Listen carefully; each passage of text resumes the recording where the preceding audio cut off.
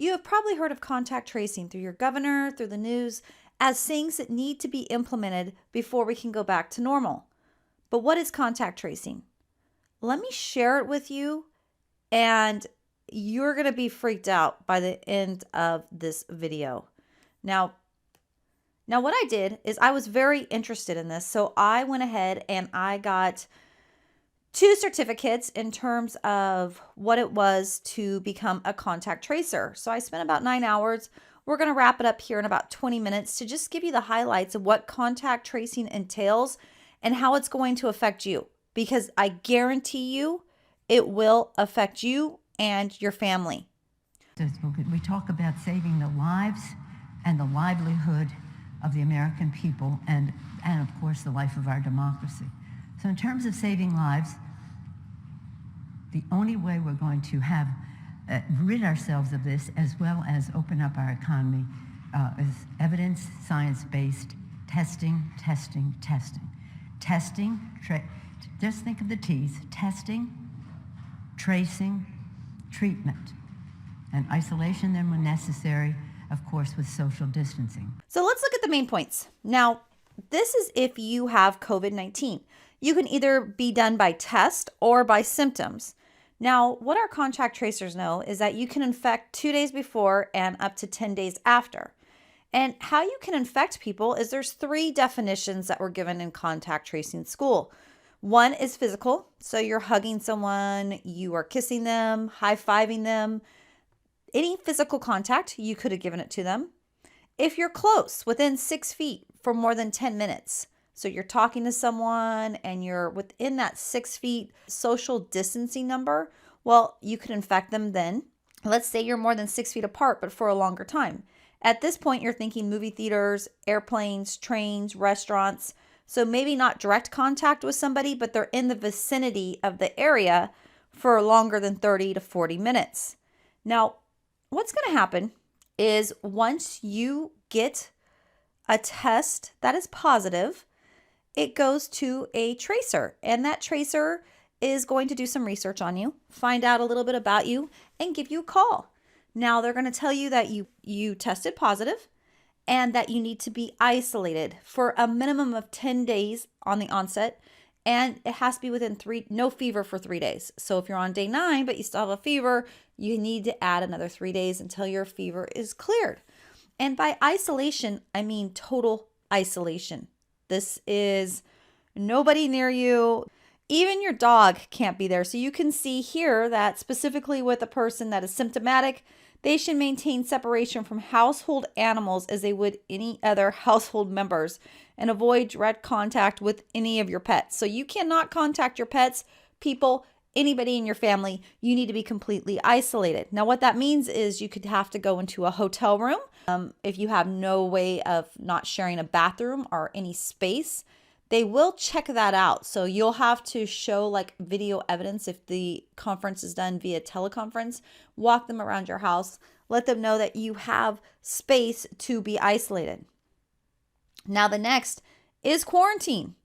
Quarantine means I am healthy. I have no symptoms. I have not contracted the disease. But maybe for 14 days, they're going to check to make sure that I haven't. So that means, again, that I cannot leave my house. And as a contact tracer, I'm supposed to set you up with social services. So if you have kids and you have no one to care for them, we'll take your kids. We'll take care of that. If you need groceries, we'll do groceries. But you literally cannot be in contact with anybody and you cannot leave your house. Even if you're healthy, you are still quarantined not to be leaving the house. Unfortunately, you could be totally healthy, get out of quarantine, and guess what? Be at a restaurant, someone else in the vicinity has it, be quarantined again. Now, I'm not sure what happened with all the other states, but what we did in California is we passed a workman's comp law that's in effect to the end of July. That workman's comp is going to take care of all of that for any employee, no matter where you contact it. The employers are going to be held responsible. I'm not sure what that is in all the other states, but it's something that passed here just recently, and who knows if that will get extended. Okay, so isolation and quarantine, basically means the same thing, except quarantine is a little bit longer, right? So you're sick, you only have 10 more days. If you're quarantined, 14 days. What does this look like in normal time? Okay, so they're going to want to know, as a contact tracer, I call you up, I tell you you become positive. We've looked at your house, do a video conference so you can show me that you have a place to isolate. And then I'm going to ask you, who did you come in contact with? And I'm going to tell you, if you tell me, oh, I don't know, I'm going to tell you to look at your phone, and we can do it together and look at your social media, and we'll figure out where you have been. And you need to make sure you know your movies, flight numbers, and anything with large venues. Now, some of the places, what they've already instituted now, are you have to put your contact information when you go to a restaurant, you go to a hair salon, any of those things, because that way they can track you. But you would say, I went to this movie or I went to this restaurant. Everybody who's at that restaurant would be contacted then by the contact tracer. So let's say, unfortunately, I got it. Well, guess what? My family would have to be quarantined. And not just for the 10 days, they have to be quarantined for 14 days because it would be also the last time they had contact with me. So on day 4, my test comes back positive. Now they have 14 days from day 4, the last day that they had contact with me, and they have to be completely isolated from me. Let's say I was on a train. We were all sitting on the same cabin because I was getting to work, and there was 10, 15 people on that train. All of them would need to be quarantined. I had gone to work. Everybody at work would need to be quarantined. I went to a restaurant after work. All of them would need to be quarantined. Can you see how a disease, when it is already widely spread, this doesn't make sense to quarantine the population in terms of you could get quarantined again and again and again. Even though you're healthy and never sick, you will not be allowed to leave your house. Now, you've been hearing that this is all voluntary. You'll hear it throughout the speeches. I've listened to a lot of governors. I'll put on the Washington governor really quickly so you can hear him say, oh yeah, they'll follow it. But let me show you, before I do that, a couple of the documents that are out there. This is right on his website. He's already rolled out the plan. And basically you can read this. Request for voluntary quarantine. This is for somebody you're the legal guardian at. It tells you to go and remain at the address by the date and time. And then I love this. It is very important that you comply with this request for voluntary quarantine. Remember, I'm not sick. Nobody's sick. Your health and the health of others depend on it. If you do not comply with this request for voluntary quarantine, we may use a detention order enforced by the police to assure your compliance. That's the strangest voluntary request I've ever received. And then this is also on the website. And I've put everything here because obviously go research this stuff yourself. But you can see here, if you use a court order because someone is not following, they have non-compliance, you can be incarcerated and fined up to $2,000 per day. Let me show you the governor. So let me show you how he's spinning it for somebody who does not follow direction. Hi, Governor. When it comes to contact tracing, how are you guys going to handle people or families who want to refuse a test or to self-isolate if they want to leave their home to get groceries? I know you said they can't do that. How will you make sure they don't? Well, that's why I referred to the family support personnel. We will have attached to the families a family support person who will check in with them to see what they need on a daily basis, see how they're doing, see how they're faring, and help them if they can't get a friend to do their grocery shopping. We will help get them groceries in some fashion. If they need pharmaceuticals to be picked up, we can help make sure that they get their pharmaceuticals. So that's why we want to provide them family support. As far as refusal, it just shouldn't come to that. It really hasn't. We've had really good success when we've asked people to isolate. They've done so in the real high percentages.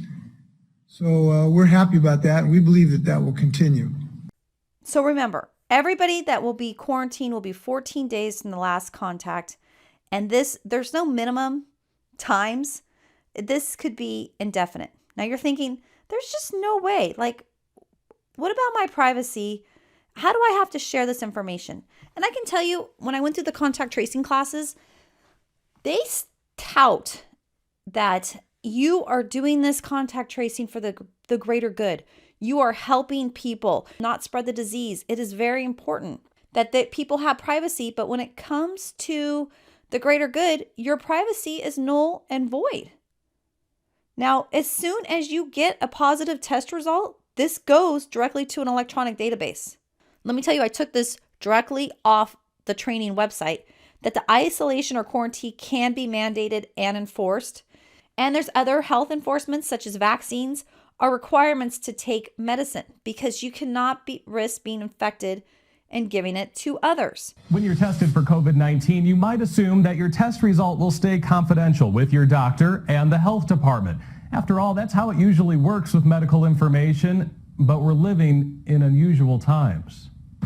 The Associated Press has revealed that across America, there's widespread sharing of medical information between health officials and law enforcement.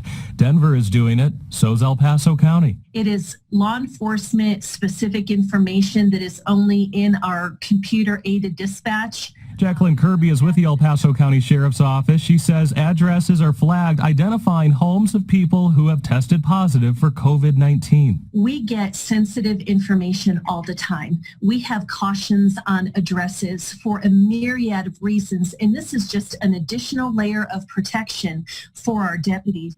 I wanted to share with you, this is just something in California, that's where I'm located, but you can read here, and I'm assuming that a lot of other states have similar things. This shows that they can, because you can see here, a threat of a communicable disease outbreak or epidemic that threatens the public health, it gives them the rights to do this. Adopt and enforce regulations requiring strict or modified isolations or quarantine for any contagious infections or communicable diseases. It takes measures as necessary to ascertain the nature of disease and prevent its spread. It can take control of the body of any living person or the corpse of any deceased. It can quarantine, isolate, inspect, and disinfect persons, animal, houses, rooms, and other property. So, based on what we have right now, I don't have any privacy rights.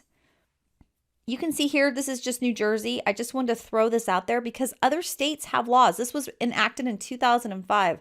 So I suggest you go start researching what is allowed in your state and what rights you have given up when you start looking at a disease that could pose a risk to the health of the population.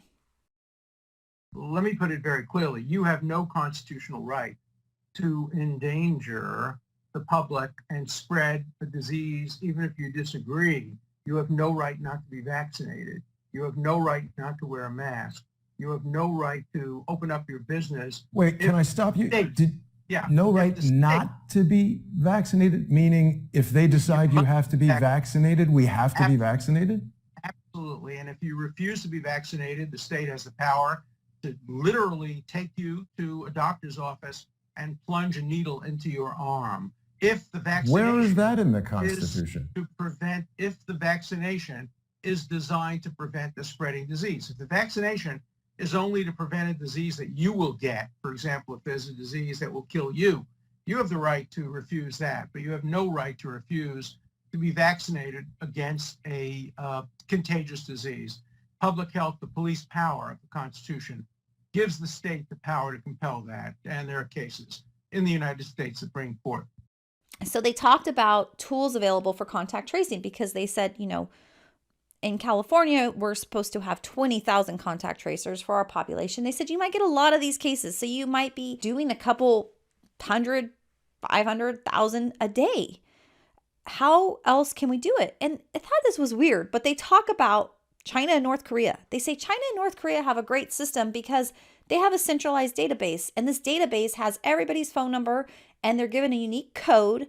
And these codes track them through GPS. So as soon as they're in contact or somebody has it, they can send a notice out to everybody and they automatically know that they've been infected. We don't have that in the USA, so it was weird that they brought that up. However, they wanted to share was a great system. They started talking about the USA and that they have smartphone apps and also that businesses should be taking information if somebody comes infected at this point until apps are more widespread. I wanted to share about apps because you've heard they're voluntary. They're voluntary. And right now in the US, there's some apps out there, and we'll look at those, but they're about 2% of the people have downloaded them. And they said they need at least 50 to 70% of the population to download it to make apps effective. But how do these apps work? Well, let me share what they're doing in India. So India released an app, and they said this is a voluntary app. You do not need to download it. However, get this. In order to go anywhere, you have to have the app. So if you want to get on a plane, you have to show the app that you are not under quarantine or isolation. You want to get into work, you have to show your app. You want to get on a train, you have to show your app. So they said, oh, it's voluntary. They had the most downloads, more than Pokemon Go, because guess what? You couldn't go back to life without downloading the app. Now, I also put here New Zealand's app. What they do is they give you a QR code. You have to scan that QR code to get anywhere. So if you're supposed to be on quarantine or isolated, guess what? You're not getting anywhere because your app doesn't show you're cleared. So that's how they're really able to enforce this without a huge police or military presence, because you just can't go anywhere without the app. You can't get in the grocery store because they're going to have a QR code where you need to scan in. Now, you may be thinking, well, do they even have that in the United States? Well, here's 4 states that already have their app ready to be downloaded. And like I said, they're at about 2% right now. But you might have noticed this on your iPhone the other day. This showed a software update. And if you didn't see it, you might have already got the automatic update. But basically, it says this allows COVID-19 contact tracing apps to work.